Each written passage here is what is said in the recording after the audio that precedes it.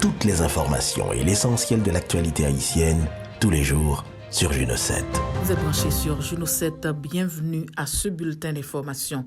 Le Premier ministre Ariel Henry a rencontré une délégation du département américain de la Défense en sa résidence privée. La primature a informé d'une rencontre tenue le lundi 12 décembre entre le Premier ministre Ariel Henry en sa résidence privée et une délégation de haut niveau du département américain de la Défense conduite par le sous-secrétaire adjoint à la Défense, Daniel Erickson. L'objectif de la rencontre n'a pas été communiqué, cependant, les lignes, semble-t-il, commencent à bouger sur le déploiement d'une force étrangère en Haïti pour y rétablir la sécurité. Justin Trudeau préconise une nouvelle approche d'intervention en Haïti. Le Premier ministre canadien Justin Trudeau a reconnu dans une entrevue de fin d'année accordée à la presse canadienne que la communauté internationale a échoué en Haïti dans ses interventions passées. On a une longue histoire en Haïti et on se retrouve quand même 30 ans plus tard dans une crise aussi grave, sinon pire que les autres, a-t-il déclaré, précisant que cet échec n'est pas uniquement celui du Canada, mais également des Nations Unies, des États-Unis et de l'Europe. Le Premier ministre Trudeau soutient par conséquent une nouvelle approche afin d'éviter les erreurs du passé. Le régime de sanctions imposé par son gouvernement, a-t-il souligné, est un élément de cette nouvelle approche souhaitée. Il dit également souhaiter que d'autres pays comme ceux d'Europe emboîtent le pas. Le Royaume-Uni envisage des sanctions financières contre les personnes désignées par l'ONU. Le Royaume-Uni annonce l'entrée en vigueur le 28 décembre prochain des règles de sanctions concernant Haïti prévues dans le cadre de la résolution du Conseil de sécurité des Nations Unies.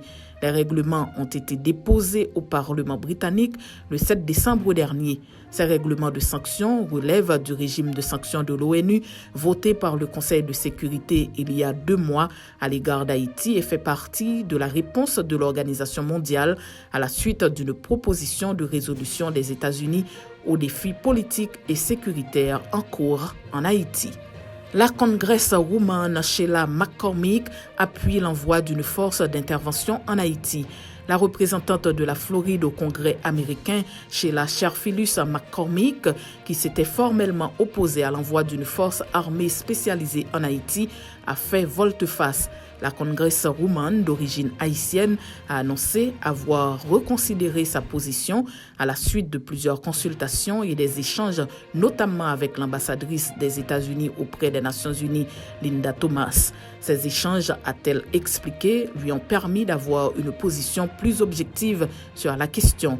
La représentante de la Floride au Congrès a expliqué que la force d'intervention rapide en question viendra renforcer la capacité opérationnelle de la police nationale d'Haïti afin de libérer le territoire des gangs armés.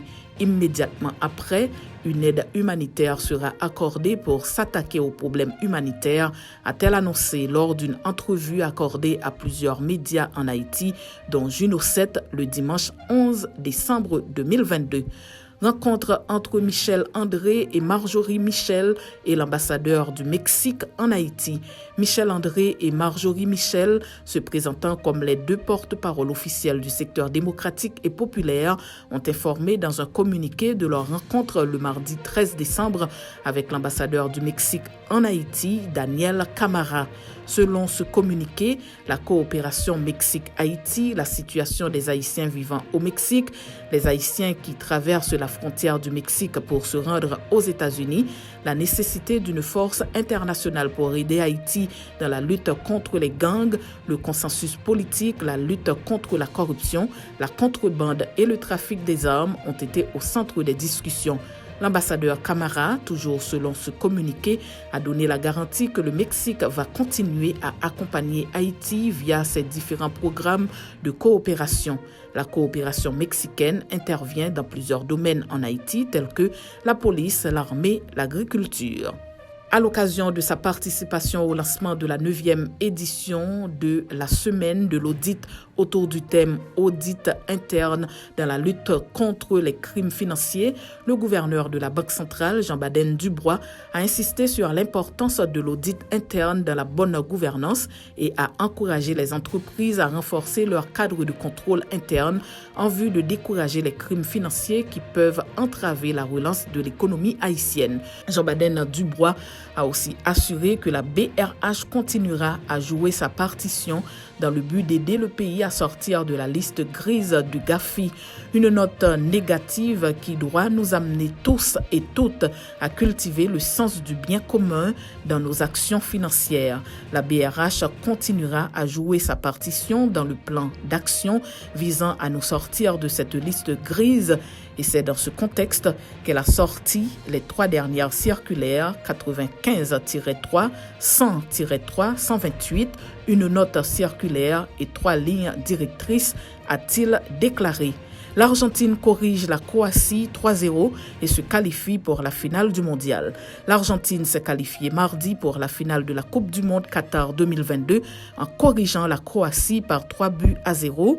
Lionel Messi a ouvert le score sur penalty à la 34e minute alors que Julián Alvarez a inscrit un doublé 39e, 69e pour permettre à l'Albiceleste de surclasser son adversaire du jour. Cette victoire permet à l'Argentine de se qualifier pour la finale du mondial où elle tentera de soulever le Saint Graal après son échec en 2018 face à l'Allemagne. Double champion du monde, l'Argentine pourra compter sur un Lionel Messi en pleine forme depuis le début de ce tournoi.